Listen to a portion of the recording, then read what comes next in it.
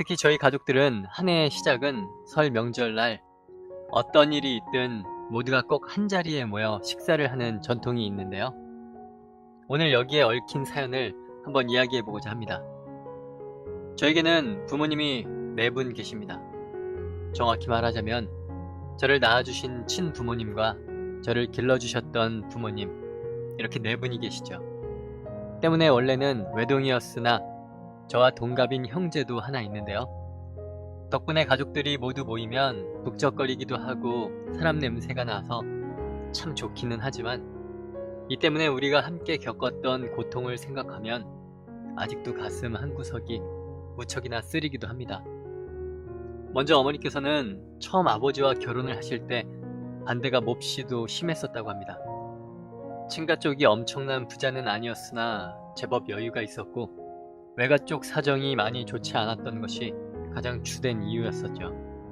하지만 어머니께 푹 빠져 적극적으로 대시를 하고 프로포즈를 했던 것이 아버지였던지라 결국 그 고집을 아무도 꺾지 못해 결혼을 하게 되셨는데요.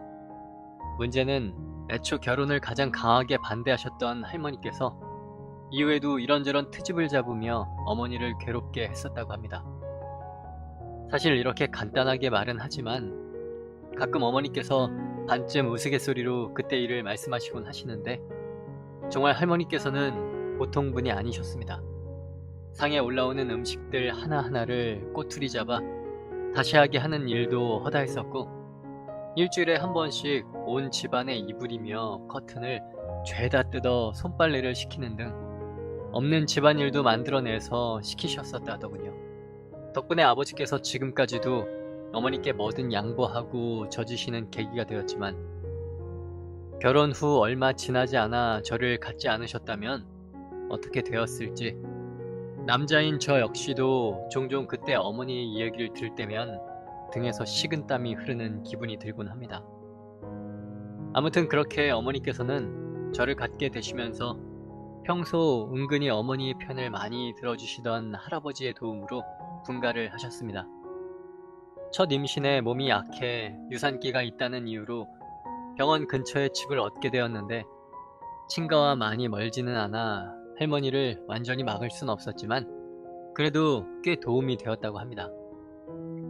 당시 친가가 차가 없으면 하루에 2번 왔다 갔다 하는 마을버스를 이용하거나 그도 아니면 걸어서 2시간을 왕복해야 하는 거리에 있는 시골이어서 무릎이 좋지 않으셨던 할머니께는 자주 왔다 갔다 하기가 힘이 드셨겠죠. 그렇게 어머니께서는 저를 임신한 10개월 동안 그럭저럭 평화로운 시간을 보내셨었다고 합니다. 여전히 할머니께서 종종 집에 들러 온갖 잔소리를 하시며 몸이 무거운 어머니께 시중을 들게 하는 일이 있기는 했지만 함께 살 때보다야 훨씬 나았다고 합니다. 그러나 그것도 그저 잠시뿐. 제가 태어나고 나서도 한동안은 조용하던 집안은 다시 시끄러워졌습니다. 손주가 보고 싶다는 핑계로 집에 오는 횟수가 늘어난 할머니께서 어떻게 아기가 지 아빠와 닮은 구석이 하나도 없냐는 등의 말로 타박을 시작하셨기 때문이었습니다.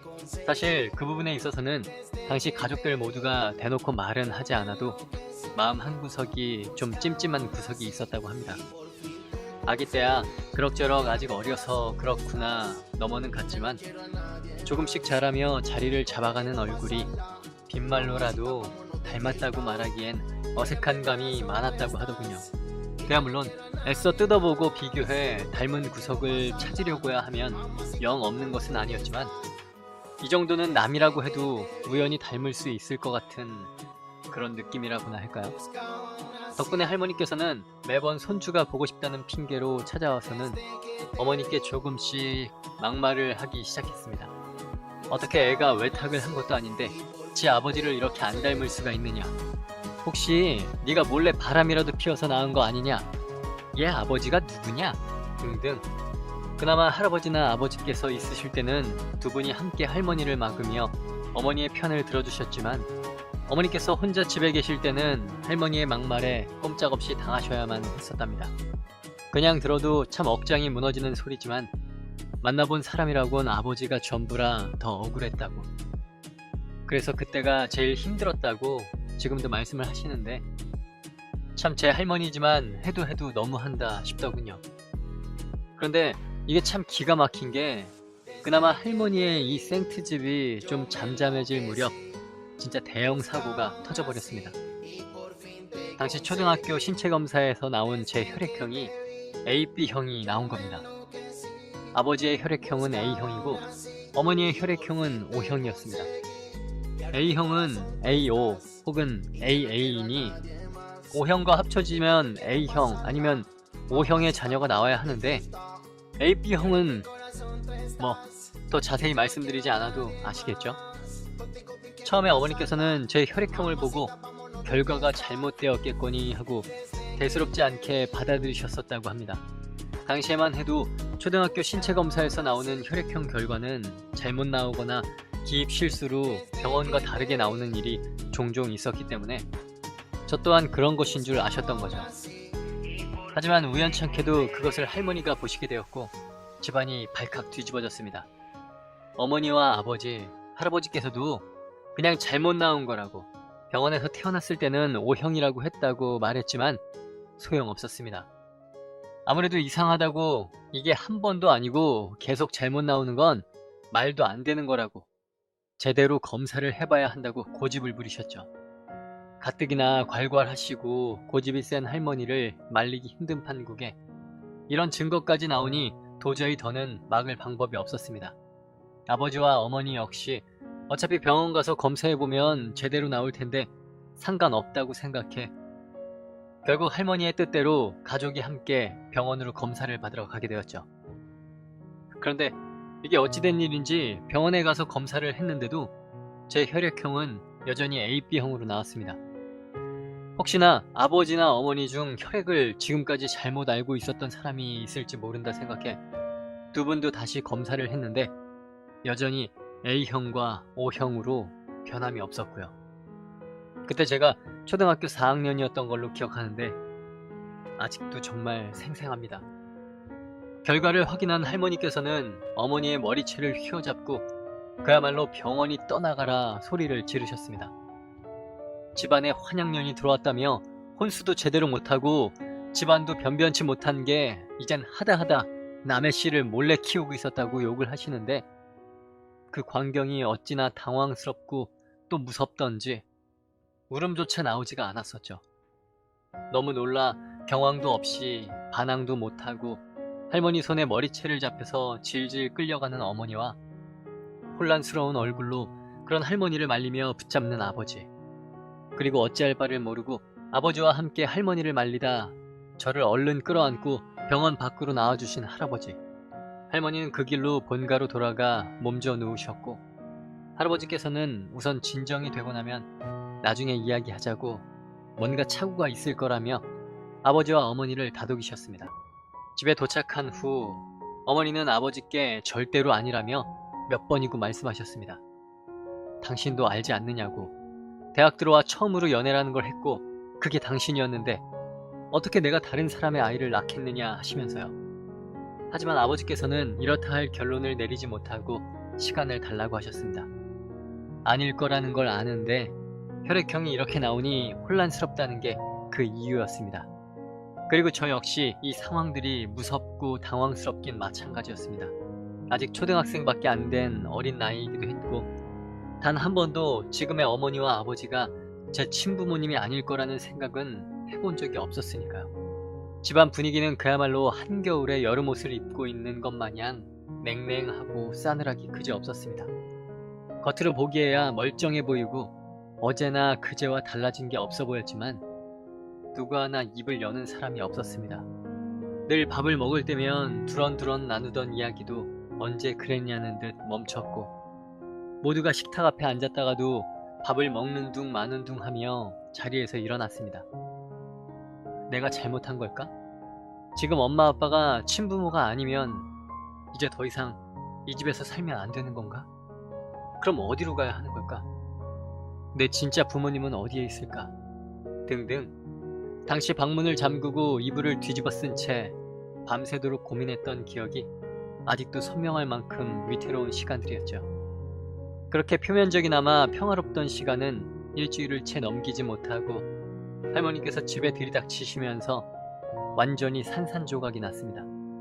학교에서 돌아와 현관문을 여는데 문이 잠겨있지 않고 열려있었고 집안이 악다구니로 가득했습니다. 바닥은 옷가지며 그릇 깨진 것들이 정신없이 뒤섞여 나뒹굴고 있었고요. 네가 입이 10개라도 할 말이 있어? 응? 나가! 나가라고 이 나쁜 년! 이 죽일 년! 나가! 아니에요 어머니. 전 정말 뭔가 착오가 있는 착오? 착오라고? 너 말 잘했다. 이년아, 니깎게 우리 집안에 기어들어온 것부터가 착오야. 알아? 어머니, 잘못했어요. 제발 놔주세요. 제발. 너무 놀라 넋이 나간 채로 현관 옆에 주저앉아 몇 시간을 그렇게 있었던지 할머니의 악다구니는 날이 어둑해질 때까지 끝이 날 줄 모르고 계속 이어졌습니다. 그리고 그 난장판은 어디서 연락을 받았는지 달려온 할아버지와 퇴근하고 돌아온 아버지가 집에 들어서고 나서야 잠잠해졌습니다. 그날 그릇과 접시들이 깨져 바스락거리는 온 집안을 쓸고 닦으며 어머니께서는 한참을 우셨고 아버지께서도 할 말을 잃은 채 깨지고 부서진 집안 살림들을 치웠습니다. 할머니를 집으로 끌고 가셨던 할아버지께서 저를 데리고 밥을 먹으러 나간 사이 두 분은 한참을 이야기를 나누셨었다고 합니다. 어머니께서는 어머니대로 이 상황을 더 이상 못 견딜 지경에 이른 상태였고 아버지 역시 믿고 싶은 마음과 의심 사이에서 스트레스가 한계에 다다라 있었습니다. 결국 이혼 이야기가 나왔고 먼저 이혼 이야기를 꺼낸 것은 아버지셨다고 합니다. 어머니께서는 다른 병원에서라도 검사를 해보자고 끝까지 말씀을 하셨답니다. 맹세코 그런 일이 없었으니 우리의 아이가 맞다고 하시며 어떻게든 아버지를 설득을 하시려 하셨던 거죠. 하지만 아버지께서는 이미 지칠 대로 지친 상황이라 모든 것을 포기하고 싶어 하셨고 결국 두 분은 잠시 떨어져 살며 시간을 갖기에 이르렀습니다. 저는 어머니를 따라 외갓댁으로 향했습니다. 외할머니와 외할아버지 모두 저와 어머니를 따뜻하게 맞이해 주셨지만 조금 덜 살벌하다 뿐이지 외갓댁 역시 이 일로 분위기가 가라앉아 있기는 별반 다르지 않았습니다. 그도 그럴 것이 말이 별거지 사실상 거의 이혼은 정해진 수순이나 마찬가지였습니다. 동네에 소문이란 소문은 다 난 상태에 할아버지께서 저렇게 난리를 치시니 가족이 함께 도망이라도 가지 않는 이상 다시 합치는 것은 불가능에 가까웠죠. 어머니께서는 억울하다며 매일같이 입에 대지도 않으시던 술을 드셨습니다.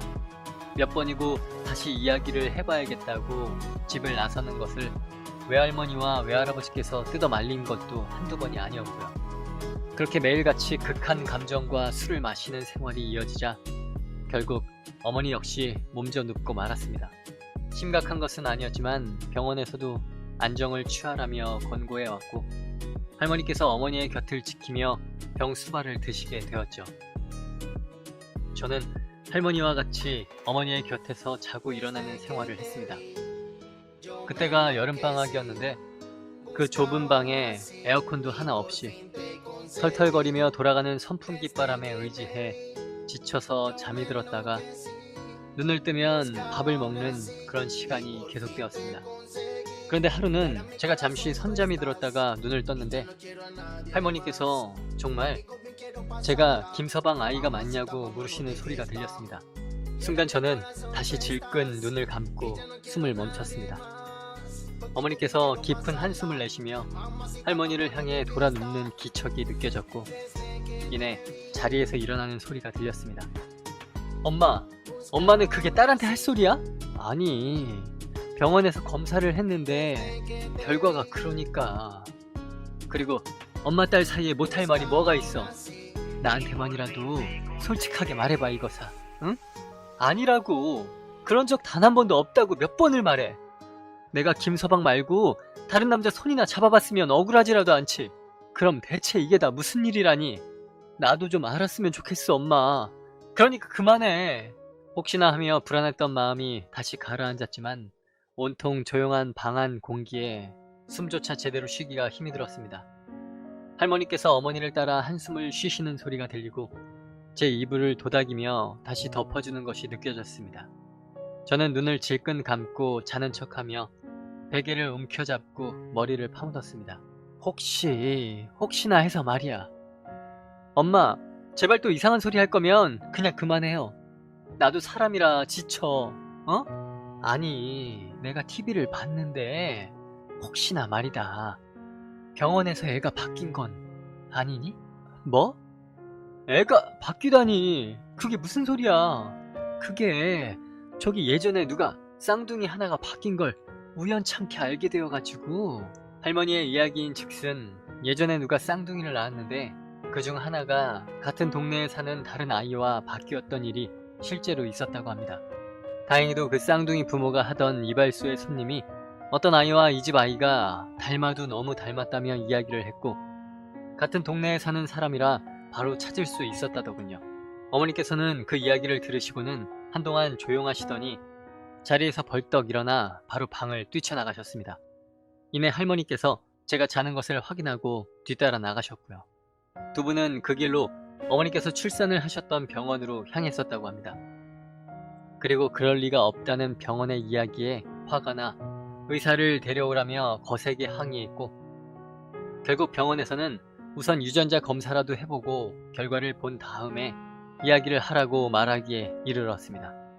어머니는 병원을 나와 아버지께 연락을 취한 다음날 곧장 유전자 검사를 의뢰했습니다.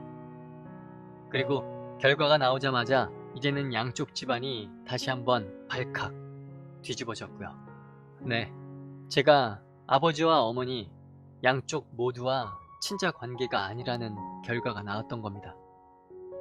어머니가 바람을 피워 낳은 자식이라면 어머니의 피는 섞여 있어야 정상인데 아예 생판남이라는 증거가 나온 거였죠.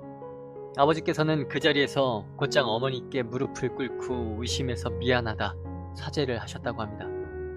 소식을 들은 할아버지와 할머니 역시 달려왔지만 미안하다며 어머니를 위로하는 할아버지와 달리 할머니는 역시나 대면대면하기 그지없었다고요. 하고 싶은 말도 원망도 한가득이었지만 두 분은 병원을 고소하고 친아들을 찾기 위한 시간을 보내는 것만으로도 너무나 바빴습니다. 당시 비슷한 시기에 아이를 낳은 부부들을 대상으로 추려내고 또 거기에서 여자아이를 걸러내고 제 혈액형인 AB형이 가능한 부부를 경우의 수로 다시 한번 간추려내면서 결국 제 친부모와 연락이 닿았고요. 길다면 길고 짧다면 짧은 시간이었지만 저는 물론 아버지와 어머니의 고통도 정말 말이 아니었습니다.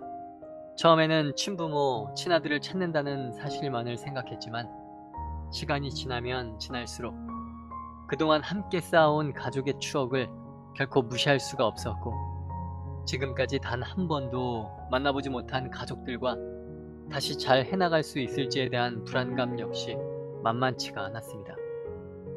무엇보다 제가 지금까지 친부모라고 믿고 살아온 사람들이 이제 와서 그야말로 단 한 방울의 피도 섞이지 않은 타인이라는 사실을 인정하기까지 시간이 너무나 많이 걸렸습니다.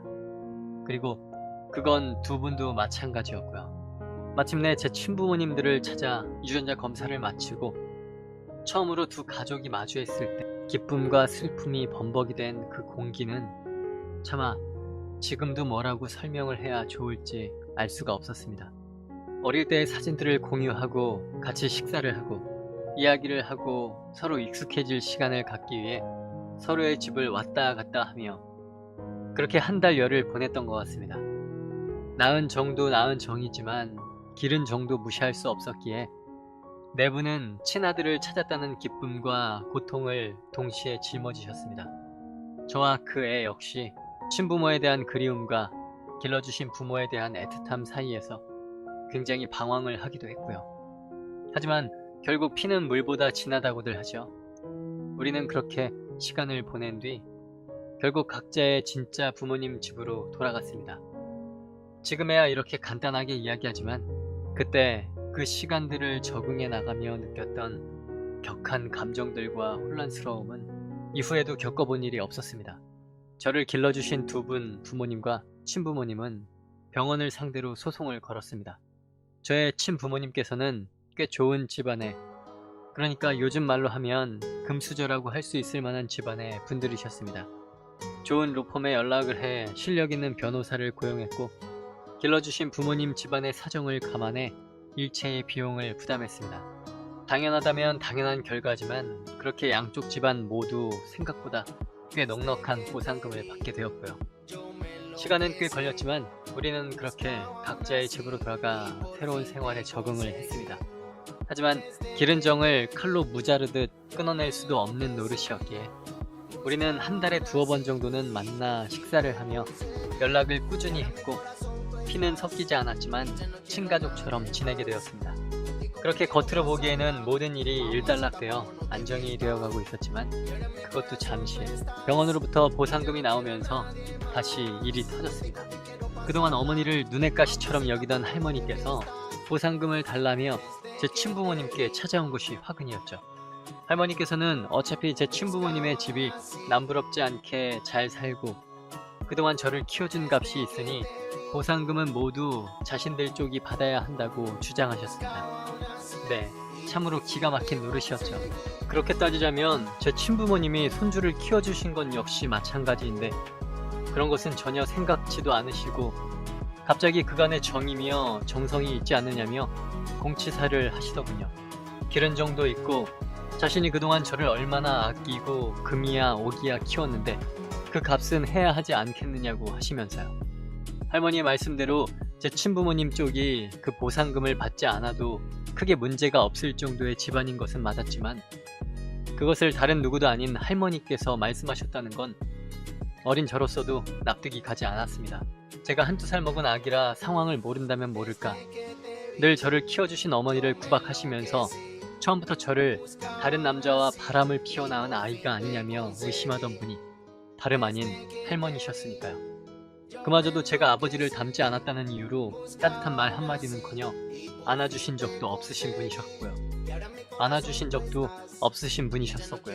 하지만 어머니 아버지께서는 처음부터 보상금에 욕심이 있으셨던 것도 아니었고 또 그간 당신들이 키운 또 다른 아들에 대한 애정과 미래를 위해서 보상금을 넘기시려 하셨습니다. 사정을 알게 된 두 분은 집으로 찾아와 죄송하다고 그러지 않아도 된다고 하셨고요. 대충 상황을 눈치챈 어머니와 아버지께서 두 분이 돌아가신 후 저를 불러 여러 가지를 물으셨습니다. 저는 그동안 있었던 일들을 말씀드리고 할머니가 돈을 달라고 했느냐고 절대로 할머니에게는 돈이 넘어가선 안 된다고 말씀드렸습니다. 워낙 욕심도 많으시고 그동안 어머니가 할머니 때문에 힘이 들었던 것을 생각하면 그 보상금을 넘긴다고 해도 절대로 그 돈이 제대로 쓰일 리가 없다고 말하면서요. 두 분은 한참을 고민하시다 결국 모두가 모여 한번 이야기를 해봐야겠다고 말씀하셨습니다. 그 즈음에는 이미 하루가 멀다 하고 할머니께서 전화를 걸거나 찾아오고 있었기 때문에 그냥 이대로 무시만 해서는 문제가 해결되지 않을 거라는 게 두 분의 생각이었습니다. 결국 그렇게 우리는 서로의 집으로 돌아가고 난 뒤 6개월 만에 처음으로 모두 한자리에 모이게 되었습니다. 따로 방이 있는 식당으로 예약을 하고 그날 일이 있어 못 오시는 할아버지를 빼고 그저 함께 밥이나 한 끼 하자는 명분으로요. 밥을 먹는 내내 할머니께서는 보상금 이야기를 슬쩍슬쩍 꺼내셨고 분위기가 더 이상 불편해질 수 없을 만큼 이상해졌을 때야 겨우 식사가 끝났습니다. 그리고 마침내 후식으로 과일이며 차가 나왔을 때 어머니께서 보상금이 든 돈봉투를 두 분 앞으로 밀었습니다. 받아달라고. 우리는 둘 다 친아들이라고 생각하니 앞으로 들어갈 학비라도 보태고 싶다고 하시면서요.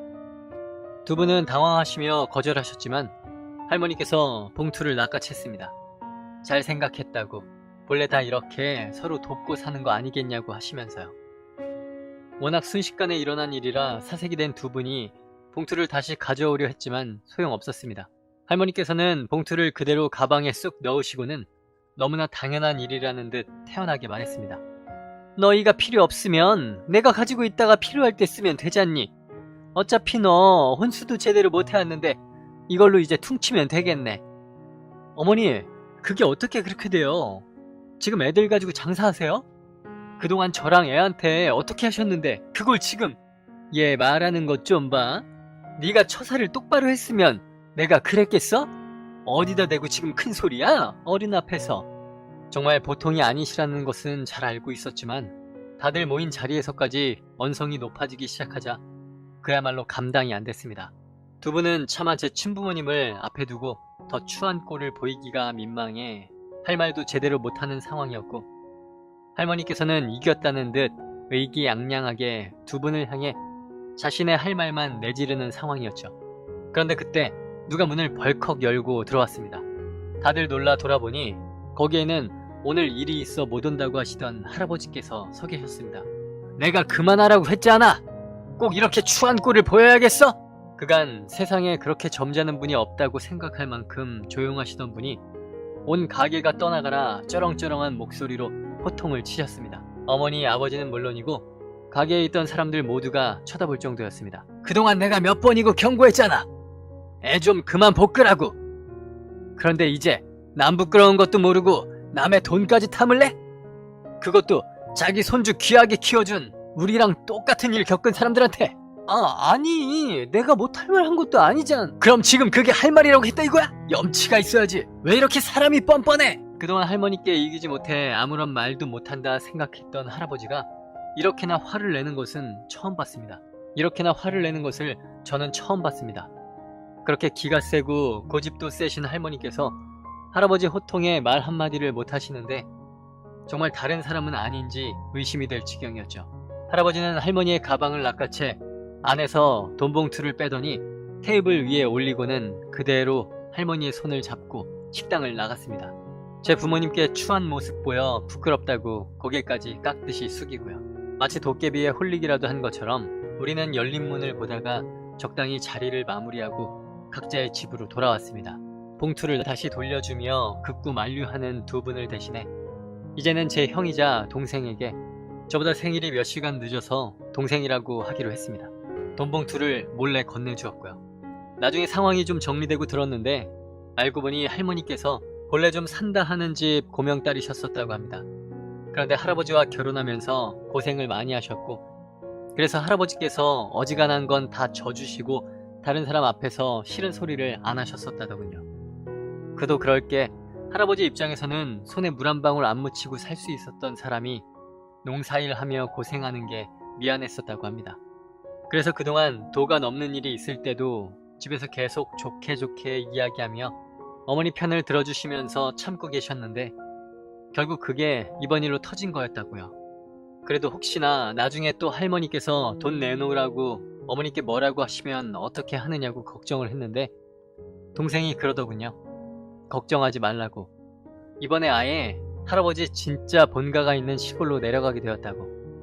어머니 핸드폰에 저장되어 있던 할머니의 번호도 전부 지우고 할머니 핸드폰은 아예 새 기계로 바꿔 아버지와 할아버지 번호만 저장을 했다면서요. 그 뒤 할아버지와 할머니께서는 정말 시골 본가로 완전히 내려가셨고 어머니께서도 아주 특별한 일이 아니면 그쪽으로 가지 않아도 되게 되었다고 합니다. 명절에도 어지간하면 아버지와 동생만 내려갔다 온다고 하니 그야말로 말 다 하게 되었죠. 동생이 몇 개월 사이 할머니를 충분히 겪었는지 솔직히 이러면 안 되는 건 알지만 고사하다며 웃던 모습이 아직도 기억이 납니다. 참 말도 많고 탈도 많았던 시간들이었죠. 지금에야 이제 다들 웃으며 이야기는 하지만 그때는 정말 괴롭기도 했었고요. 아무튼 그 덕분에 어머니께서도 할머니에게서 해방이 되셨고 저희는 연말이나 명절에는 양쪽 가족이 모두 모여 지금까지 함께 식사를 하고 술을 마시는 자리를 갖게 되었습니다. 예전 같았으면 어림도 없는 일이었죠. 할머니께서 시키는 일들 때문에 어머니께서 친정에도 못 가시는 날이 태반이었으니까요. 가끔은 그런 일들이 있었기 때문에 유대감이 더 깊어진 것이 아닌가 생각하기도 합니다만 가까운 사람일수록 가족일수록 더 챙기고 아껴야 한다는 마음으로 늘 새해를 함께 맞이하며 시간을 보내고 있습니다.